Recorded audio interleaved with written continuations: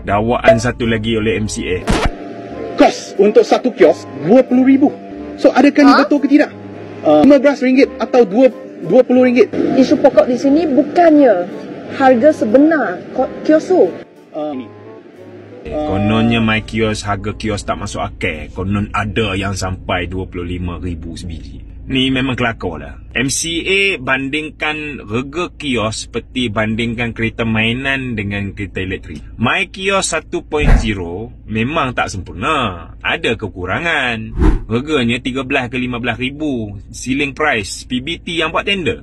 Itulah pasalnya ditambah bilangan dia. Dan ditambahnya sehingga RM25,000 harga ceiling dia untuk 2.0.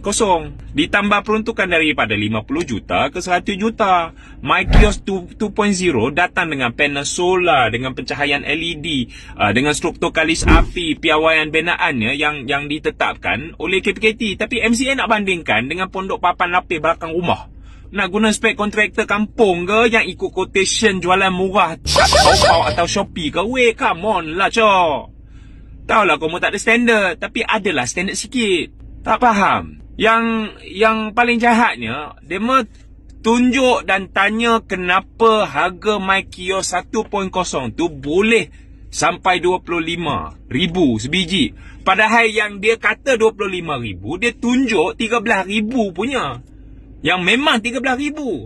Semata-mata kerana dia nak kelirukan. Nak buat gambaran yang mipu.